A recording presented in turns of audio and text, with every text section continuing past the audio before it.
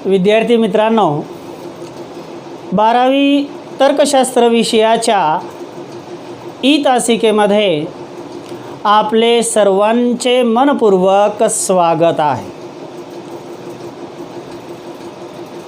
आपण आजच्या तासिकेमध्ये अनुमानाचे जे 9 नियम आहे, रूल्स ऑफ इन्फरन्स, यातील आपण 3 नियम मागील तासिकेमध्ये अभ्यासले होते। पहिला नियम अभ्यासला होता आपण विधायक विधीचा नियम, मोडस पोनसचा नियम म्हणजेच एमपीचा नियम। दुसरा नियम अभ्यासला होता आपण निषेधक विधीचा नियम, मोडस टोनसचा नियम। आणि तिसरा नियम अभ्यासला होता आपण लक्षितता शृंखलाचा नियम म्हणजेच हायपोथेटिकल सोल्युजमचा नियम म्हणजेच एचएसचा नियम। आजच्या तासिकेमध्ये आपणास त्या पुढील नियम अभ्यासायचा आहे, चौथा नियम अनुमानाचा। तो चौथा नियम आहे आपला वैकल्पिक संवाक्याचा नियम आहे। वैकल्पिक संवाक्य हा चौथा नियम आपणास आजच्या तासिकेमध्ये अभ्यासायचा आहे। याला इंग्रजीमध्ये वैकल्पिक संवाक्याच्या नियमाला इंग्रजीमध्ये डिस्जंक्टिव्ह सोल्युजम असं म्हणतात आणि लिहित असताना या नियमाचा शॉर्ट फॉर्म DS असा आहे। आता जसं आपण मागील 3 अनुमानाच्या नियमामध्ये पाहिलं होतं की विधायक विधीचा नियम हा सोपाधिक विधानाशी संबंधित आहे, निषेधक विधीचा नियम हा सुद्धा सोपाधिक विधानाशी संबंधित आहे, लक्षितता शृंखलाचा नियम हाही सोपाधिक विधानाशी संबंधित आहे। परंतु इथं आपणास 2 विधाने सोपाधिक असली पाहिजे तरच आपण लक्षितता शृंखला हायपोथेटिकल सोल्युजम HES हा नियम वापरू शकतो। तसंच हा चौथा अनुमानाचा नियम वैकल्पिक संवाक्याचा नियम डिस्जंक्टिव्ह सोल्युजम DSचा नियम हा सुद्धा एका विशिष्ट सत्यता फलनात्मक मिश्र विधानाशी संबंधित आहे आणि त्याच विधानाला आपण वैकल्पिक संवाक्याचा नियम लावू शकतो। तो सत्यता फलनात्मक मिश्र विधान कोणता आहे? तर तो सत्यता फलनात्मक मिश्र विधान आहे विकल्प विधान। कोणता? विकल्प विधान। म्हणजे विकल्प विधानाशिवाय दुसऱ्या कोणत्याही सत्यता फलनात्मक मिश्र विधानाला आपण वैकल्पिक संवाक्याचा नियम म्हणजेच DSचा नियम वापरू शकत नाही। चला आपण वैकल्पिक संवाक्याचा नियम काय म्हणतो किंवा तो नियम कसा आहे किंवा तो नियम आपण उपयोगामध्ये कसा आणू शकतो याचा आपण अभ्यास करूया। वैकल्पिक संवाक्याचा नियम काय म्हणतो की जर एखादे विकल्प विधान दिलेले असेल, जर एखादे विकल्प विधान दिलेले असेल आणि त्या विकल्प विधानामध्ये जो पूर्वांग आहे, पूर्वांग म्हणजे पहिला भाग, मूळ चिन्हाच्या अलीकडील विकल्प विधानाच्या अलीकडील पहिला भाग, पहिलं घटक विधान, जो पूर्वांग असेल त्याचा निषेध, इथं पूर्वांग काय आहे? P, Pचा निषेध काय होईल? निषेध P। जर एखादे विकल्प विधान दिलेले असेल आणि त्या विकल्प विधानातील पूर्वांगाचा निषेध आपणास जर माहीत असेल तर वैकल्पिक संवाक्याच्या नियमानुसार म्हणजेच डिस्जंक्टिव्ह सोल्युजम या नियमानुसार म्हणजेच DSच्या नियमानुसार त्या विकल्प विधानाचा जो काही उत्तरांग असेल, मग तो उत्तरांग एखादं चल असेल इथं जसं आहे तसं, किंवा एखादं घटक विधान असू शकतं किंवा एखादं स्क्वेअर ब्रॅकेट असू शकतं, जे काही असेल त्या विकल्प विधानातील उत्तरांग आपण जशास तसा बाजूला घेऊ शकतो। हा वैकल्पिक संवाक्याचा म्हणजेच DSचा नियम आहे। परत एकदा मी रिपीट करतो, नियम काय आहे की जर एखादे विकल्प विधान दिलेले असेल आणि त्या विकल्प विधानाचा जो पूर्वांग आहे त्या पूर्वांगाचा निषेध आपणास माहीत असेल किंवा दिलेला असेल तर वैकल्पिक समवाक्य या नियमानुसार DS या नियमानुसार त्या विकल्प विधानाचा जो काही उत्तरांग असेल तो जशास तसा आपण बाजूला घेऊ शकतो. हा वैकल्पिक समवाक्याचा नियम आहे. कालच्याच पद्धतीनं आपण तो वैकल्पिक समवाक्याचा नियम इथं याच युक्तिवादाला लावून पाहूया. एक क्रमांक, एक आधार विधान, दुसरा आधार विधान. आता 2 नंतर आपण क्रमांक काय येईल, येणारा सिरियल क्रमांक आहे 3.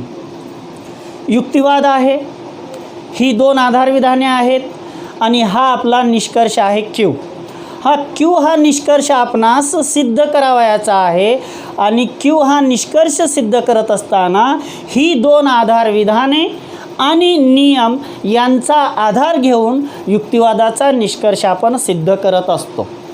तर आपणास इथं Q सिद्ध करावायचा आहे. आधार विधानामध्ये आपण लक्ष करायचं की Q इथं कुठं आहे.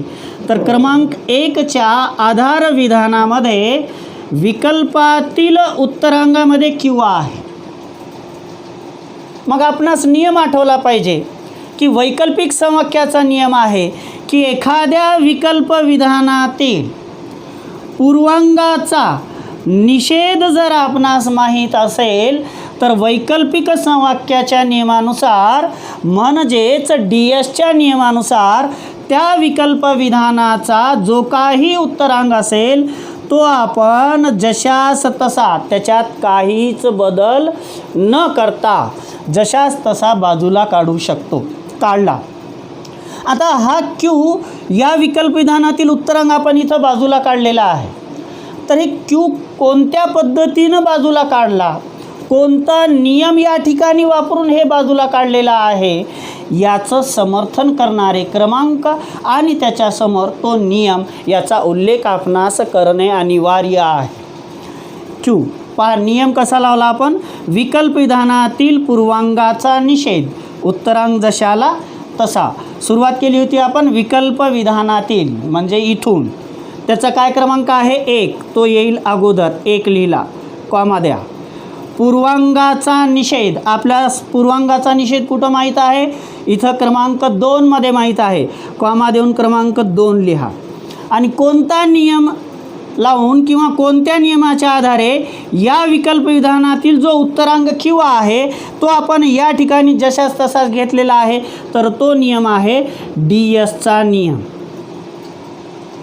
आपणास इंग्रजी नको असेल तर आपण मराठीत सुद्धा याचा उल्लेख करू शकता. वै करून टिंब द्या आणि स करून टिंब द्या, त्याचा अर्थ होतो वैकल्पिक समवाक्य. दोन्हीपैकी एकाचा उल्लेख केला तरी या ठिकाणी चालेल. नियम काय आहे परत एकदा पहा. विकल्प विधानातील पूर्वांग जो आहे त्याचा निषेध जर आपणास माहीत असेल किंवा दिलेला असेल तर वैकल्पिक समवाक्य म्हणजेच DS या नियमानुसार त्या विकल्प विधानातील जो उत्तरांग आहे तो आपण जशास तसा बाजूला काढू शकतो. हा वैकल्पिक समवाक्याचा नियम आहे. या ठिकाणी पूर्वांगाचा निषेध, उत्तरांगाचा निषेध, हा निषेध कशा होतो हे एक आपणास पाहणं आवश्यक आहे. आपण इंग्रजीतली अक्षरं A पासून Z पर्यंतची आपण अभ्यासतो. Aचा निषेध काय होईल, निषेध A होईल. Bचा निषेध काय होईल, निषेध B होईल. Aचा निषेध काय होईल, निषेध A. निषेध Aचा निषेध काय होईल, एकदा निषेध आहे तर दोनदा निषेध आहे. निषेध Aचा निषेध काय होईल, फक्त A होईल. Bचा निषेध काय होईल, निषेध B. Bचा निषेध काय होईल, निषेध B. Bचा निषेध काय होईल, फक्त बी हे दोनदा असलेलं निषेध निघून जातं. जसं आपण गणितामध्ये minus minus is equal to काय करतो, दोनदा मायनसचं असलेलं चिन्ह निघून जातं आणि ते प्लस होतं. त्या पद्धतीनं दोनदा असलेला निषेध निघून जातो.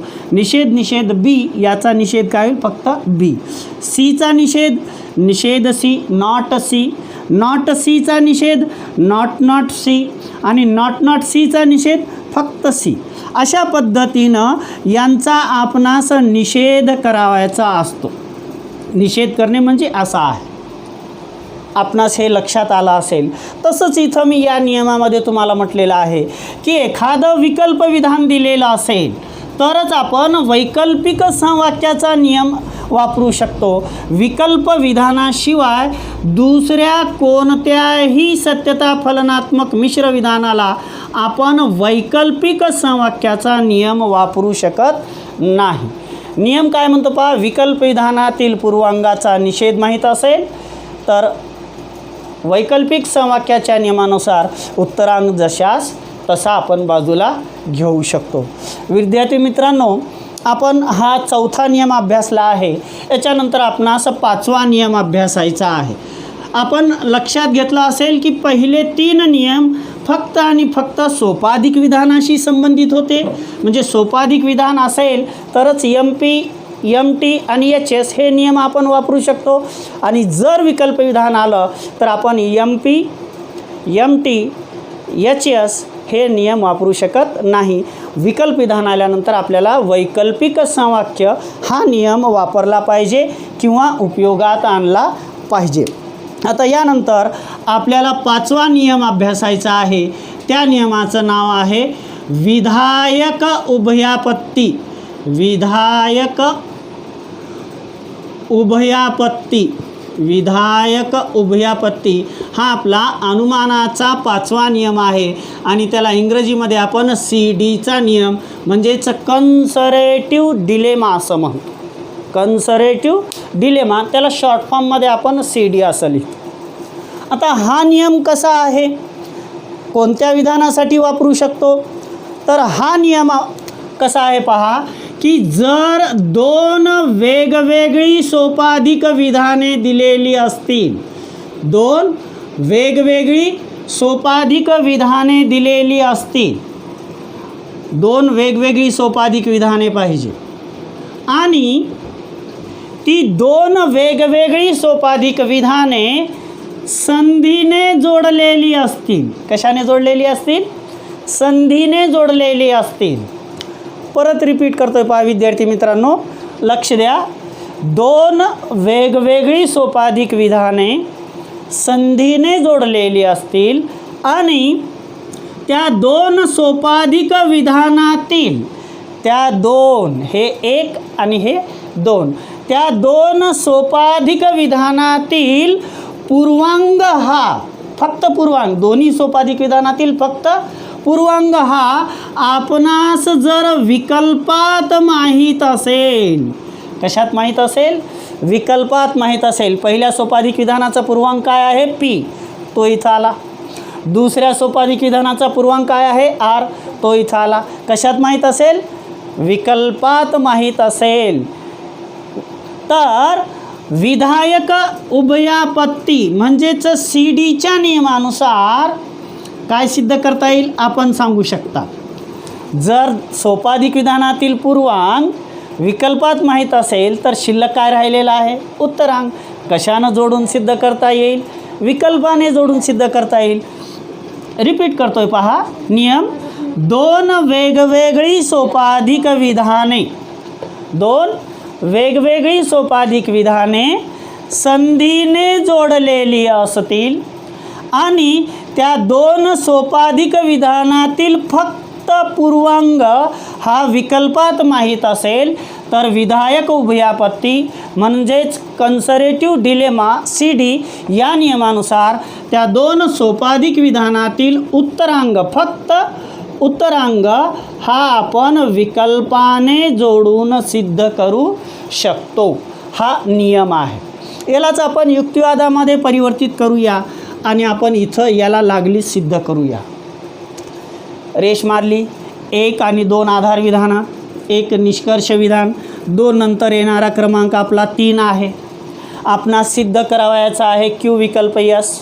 क्यू विकल्प यस हे सिद्ध करत असताना आधार विधान क्रमांक 1 आणि आधार विधान क्रमांक 2 या 2 आधार विधान क्रमांकातून आणि नियमांच्या सहाय्याने आपणास क्यू विकल्प यस सिद्ध करावयाचा आहे. तर क्यू इथं आहे आणि यस इथं आहे. मग आपण नियम लक्षात घेतला पाहिजे, जो आता मी म्हटलेला आहे. कोणता? विधायक उभयापत्तीचा. की 2 वेगवेगळी सोपाधिक विधाने, हे पहिलं आणि हे दुसरं, 2 वेगवेगळी सोपाधिक विधाने संधीने जोडलेली असतील आणि त्या 2 सोपाधिक विधानातील पूर्वांग हा आपणास विकल्पात माहीत असेल तर विधायक उभयापत्ती म्हणजे CDच्या नियमानुसार त्या 2 सोपाधिक विधानातील फक्त उत्तरांग हा आपण विकल्पाने जोडू शकतो. इथला क्यू उत्तरांग इथं आला आणि या दुसऱ्या सोपाधिक विधानातील उत्तरांग यस आला. कशाने जोडू शकतो म्हटलं होतं आपण? विकल्पाने. आता क्यू विकल्प यस हे जे विधान आलेलं आहे हे आपण 2 आधार विधानातून बाजूला काढलेलं आहे. त्याचे समर्थन करणारे क्रमांक आणि तो नियम आपणास लिहिलाच पाहिजे. पहा, आपण सुरुवात केली होती 2 वेगवेगळे सोपाधिक विधान संधीने जोडलेली असतील. इथून काय क्रमांक आहे त्याचा? 1 क्रमांकाला त्याचा पूर्वांग 2 सोपाधिक विधानातील पूर्वांग हा विकल्पात माहीत असेल. कुठं माहीत आहे पहा, त्याचा काय क्रमांक आहे पहा, कॉमा देऊन लिहा. आणि कोणता नियम आपण वापरून या 2 सोपाधिक विधानातील उत्तरांग हा विकल्पाने जोडलेला आहे? तो नियम हा आहे CDचा नियम. आपणास इंग्रजी नको असेल तर त्याला आपण सरळ लिहू शकता VU. याचा अर्थ होतो विधायक उभयापत्ती. दोन्हीपैकी एकाचाच उल्लेख आपण त्या ठिकाणी करावा. हा हे तुमचा 5वा नियम. आपणास यानंतर लागलीच पुढचा नियम अनुमानाचा घ्यायचा आहे. तो 6वा नियम आहे निषेधक उभयापत्तीचा नियम. निषेधक उभयापत्तीचा नियम आणि याला आपण इंग्रजीमध्ये DDचा नियम म्हणतो. DDचा नाही, DDचा नियम म्हणतो. डिस्ट्रक्टिव्ह डिलेमा असं त्याचा पूर्ण उच्चार आहे. पुढचा 6वा नियम आहे आपला निषेधक उभयापत्ती. निषेधक उभयापत्ती हा आपला 6वा नियम आहे. याला आपण इंग्रजीमध्ये DDचा डिस्ट्रक्टिव्ह डिलेमा असं म्हणतो. हाही नियम याच्या अगोदर आलेला विधायक उभयापत्तीच्या नियमाप्रमाणेच आहे, फक्त थोडासा बदल, थोडेसे चेंजेस आहे. काय आहे पहा, की जर 2 वेगवेगळे सोपाधिक विधाने दिलेली असतील, 2 वेगवेगळी सोपाधिक विधाने, किती आली?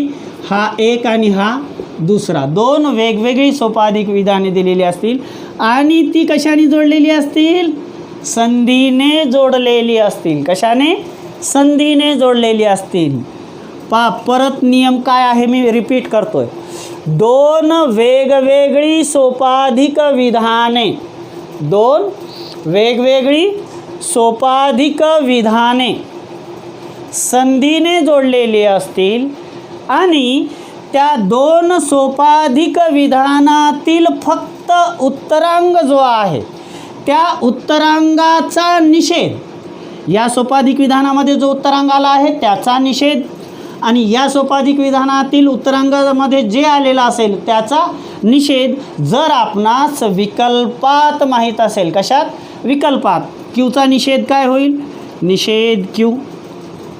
इथं उत्तरांग यस आहे, यसचा निषेध काय होईल? निषेध यस नॉट यस. कशात माहीत? कोणत्यात? विकल्पात माहीत असेल तर DDच्या नियमानुसार आता पहा, उत्तर तुम्ही देऊ शकता की निष्कर्ष इथं काय येऊ शकतं.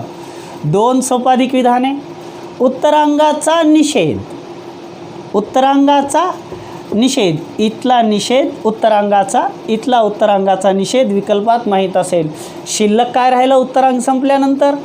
पूर्वांग. मग पूर्वांगाचा काय करून आपल्याला कशाने जोडता येईल? बिलकुल बरोबर आहे. तर पूर्वांगाचा निषेध करून आपण ते विकल्पाने जोडू शकतो असा निषेधक उभयापत्तीचा म्हणजेच डिस्ट्रक्टिव्ह डिलेमा हा नियम आहे. आपण याला परत सोडूया. 2 नंतर क्रमांक 3 आला. आपणास सिद्ध करावयाचा निष्कर्ष आहे निषेध पी विकल्प निषेध आर. तो आपणास या 2 आधार विधानातून सिद्ध करावयाचा आहे. 2 सोपाधिक विधाने संधीने जोडलेली आहेत आणि त्या 2 सोपाधिक विधानातील उत्तरांगाचा निषेध विकल्पाने जोडलेला आपणास माहीत आहे. मग निषेधक उभयापत्तीच्या नियमानुसार म्हणजेच DDच्या नियमानुसार त्या 2 सोपाधिक विधानातील पूर्वांगाचा निषेध करून पीचा निषेध निषेध पी नॉट पी, आरचा निषेध निषेध आर नॉट आर विकल्पाने जोडून सिद्ध करता येतो. आता याचं समर्थन करणाऱ्या पायऱ्या आणि क्रमांक आपण इथं लिहूया. 1 आणि 2 2 वेगवेगळी सोपाधिक विधाने इथून सुरुवात केली म्हणून क्रमांक 1 अगोदर आला. आपण जिथून सुरुवात केली असेल तो क्रमांक अगोदर येईल. मग तो क्रमांक 1च असला पाहिजे असं काही नाही.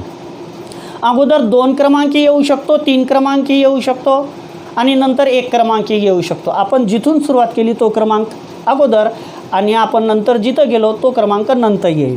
आणि कोणता नियम लावून आपण सोपाधिक विधानातील उत्तरांगाचा निषेध विकल्पाने जोडलेला आहे तर तो नियम आहे DDचा नियम. आणि आपणास इंग्रजीत नको असेल तर आपण मराठीत निषेधक उभयापत्ती असं लिहू शकतो.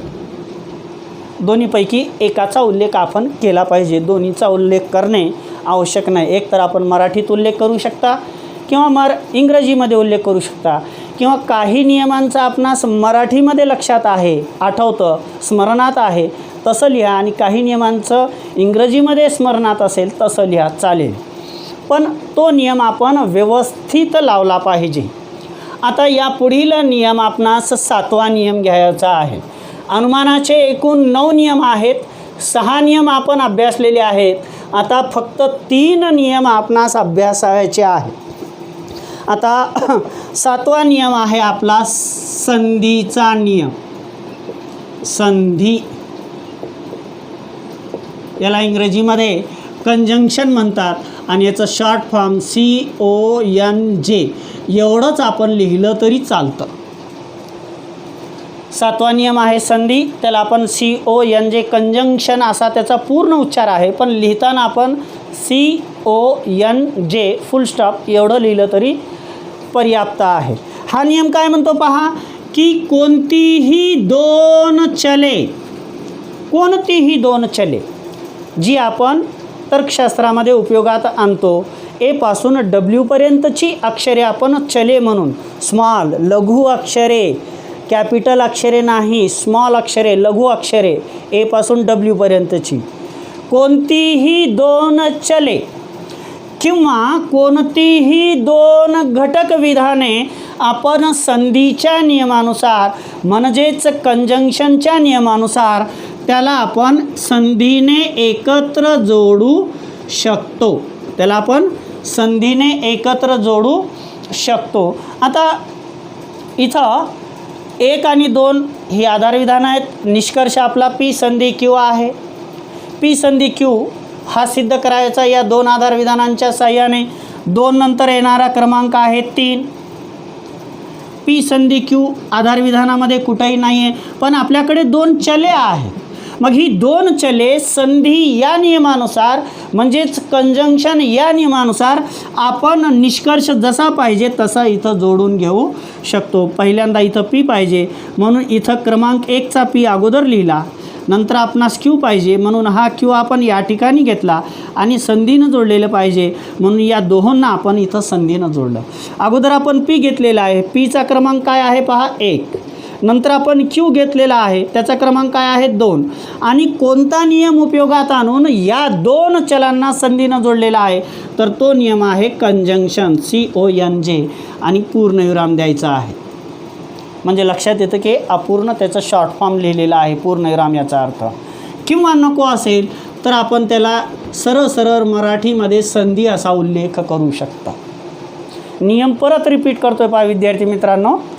कोणतीही दोन चले किंवा घटक विधाने कंजंक्शनच्या नियमानुसार म्हणजेच संधीच्या नियमानुसार आपण संधीने जोडून सिद्ध करू शकतो. हा आपला 7वा नियम आहे. यानंतरचा आपणास 8वा नियम अनुमानाचा नियम म्हणजेच रूल्स ऑफ इन्फरन्सचा नियम आपणास घ्यावायचा आहे. हे नियम अतिशय सोपे आहे. फक्त आपलं पूर्ण लक्ष त्या ठिकाणी केंद्रित असलं पाहिजे. 8वा नियम आहे आपला सरलीकरणाचा नियम. सरलीकरण 8वा नियम आहे आणि त्याला आपण इंग्रजीमध्ये सिम्प्लिफिकेशन म्हणतो आणि लिहिताना SIMP एवढंच लिहितो. सरलीकरण हा 8वा नियम आहे. त्याचा इंग्रजीत उच्चार सिम्प्लिफिकेशन आहे आणि लिहित असताना SIMP आणि पूर्णविराम हे त्याचं शॉर्ट फॉर्म आहे. हा नियम काय म्हणतो पहा, की जर एखादे संधी विधान दिलेले असेल, जर एखादे संधी विधान दिलेले असेल म्हणजे लक्ष करा विद्यार्थी मित्रांनो, म्हणजे सरलीकरणाचा नियम हा फक्त आणि फक्त संधी विधान असेल तरच आपण वापरू शकतो. आणि जर संधी विधान नसेल तर सरलीकरण म्हणजेच सिम्प्लिफिकेशन हा नियम आपण उपयोगात आणू शकत नाही. तर नियम काय म्हणतो पहा, की जर एखादे संधी विधान दिलेले असेल तर सरलीकरणाच्या नियमानुसार म्हणजेच सिम्प्लिफिकेशनच्या नियमानुसार त्या संधी विधानातील जो पूर्वांग आहे तो फक्त पूर्वांग आपण बाजूला काढू शकतो जशास तसा, त्याच्यात काहीच बदल न करता संधी विधानातील फक्त पूर्वांग जशास तसा आपण बाजूला काढू शकतो. एकच आधार विधान आलेलं आहे. निष्कर्ष P सिद्ध करायचा आहे. 1 नंतर येणारा क्रमांक 2 P सिद्ध करायचं आहे. एकच आधार विधान आहे. तर या ठिकाणी संधीचा पूर्वांग जशास तसा बाजूला काढला. आता या संधीच्या घटक विधानातील पूर्वांग असलेला P जशास तसा बाजूला कोणता नियम अनुसरून घेतलेला आपण, सरलीकरण. कोणत्याही संधी विधानाचा फक्त पूर्वांग जशाला तसा कोठून घेतला, क्रमांक 1 मधून. आणि कोणता नियम लावून घेतलेला आहे, CONJ कंजंक्शन सॉरी सिम्प्लिफिकेशनचा नियम लावून SIMP सिम्प्लिफिकेशन सरलीकरण. इंग्रजी नको असेल तर सरली करून या ठिकाणी पूर्णविराम देणं आवश्यक आहे. कोणत्याही संधिविधानातील फक्त पूर्वांग जशाला तसा आपण बाजूला काढू शकतो. मग ते मूळ विधान संधी असलं पाहिजे.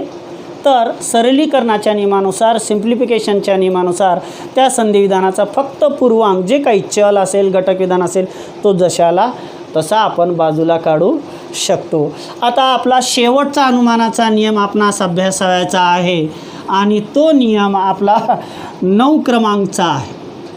आता हा जो 9 क्रमांकचा नियम आहे तो नियम आहे वृद्धीकरणाचा नियम. वृद्धीकरण याला इंग्रजीमध्ये ॲडिशनचा नियम म्हणतात आणि लिहित असताना याचं शॉर्ट फॉर्म ADD आपण एवढंच लिहितो. ॲडिशन पूर्ण उच्चार आहे आणि लिहित असताना ADD एवढंच लिहितो. वृद्धीकरण वाढ करणे, वृद्धी करणे वाढ करणे. शीर्षकामध्येच तो नियम काय म्हणतो लक्षात घ्या, की एखाद्या चलामध्ये किंवा घटक विधानामध्ये, एखाद्या चलामध्ये किंवा एखाद्या घटक विधानामध्ये दुसरे एखादे कोणतेही होकारार्थी किंवा नकारार्थी चल, होकारार्थी किंवा नकारार्थी चल आपण विकल्पाने जोडू शकतो आणि तो नियम आहे वृद्धीकरणाचा. तो नियम आहे ॲडिशनचा, की एखाद्या चलामध्ये दुसरे एखादे कोणतेही होकारार्थी किंवा नकारार्थी, होकारार्थी चल कशाला म्हणणार, A होकारार्थी चल आहे, निषेध A नकारार्थी चल आहे, परत निषेध A नकारार्थी चल आहे, B होकारार्थी निषेध B नकारार्थी, C होकारार्थी निषेध C, D होकारार्थी निषेध D नकारार्थी. होकारार्थी नकारार्थी अर्थ लक्षात आला. तर मी काय म्हणत होतो की वृद्धीकरणाचा नियम काय म्हणतो, की एखाद्या चलामध्ये दुसरे एखादे होकारार्थी किंवा नकारार्थी म्हणजे Q किंवा निषेध Q असं आपणास जशी आवश्यकता असेल सिद्धता देत असताना, आकारिक सिद्धता देत असताना तशा पद्धतीनं एखाद्या चलामध्ये दुसरे एखादे कोणतेही चल वृद्धीकरणाच्या म्हणजेच ॲडिशनच्या नियमानुसार आपण विकल्पाने जोडून घेऊ शकतो. एक नंतर क्रमांक 2, आपणास पी विकल्प क्यू हा निष्कर्ष या एकाच आधारविधानातून सिद्ध करावायचा आहे. पी या पीमध्येच आपण विकल्प क्यू ॲड केलं म्हणजे क्रमांक 1मध्ये विकल्प क्यू जोडलं म्हणजे काय केलं आपण, कोणता नियम लावून, ॲडिशनचा नियम लावून आपण जोडलेलं आहे. आणि त्याला आपण इंग्रजी नको वाटलं तर आपण त्या ठिकाणी वृद्धी असं करून त्याला पूर्णविराम देऊ शकतो. अशा पद्धतीने विद्यार्थी मित्रांनो आपले अनुमानाचे 9 नियम या ठिकाणी झालेले आहेत. आपणास प्रत्येकाला माहीत असेल की अभ्यासक्रमामध्ये अनुमानाचे 9च नियम आहेत आणि आपण तेच अभ्यासलेले आहेत. पण अनुमानाचे वास्तवतेमध्ये एकूण 10 नियम आहेत. 10वा नियम कोणता हे आपणास पुढील तासिकेत सांगितलं जाईल आणि फक्त ते आपणास माहीत असावं म्हणून सांगितलं जाईल. अभ्यासक्रमामध्ये आपणास 9च अनुमानाचे नियम आहेत. आजच्या तासिकेसाठी आपले खूप खूप धन्यवाद.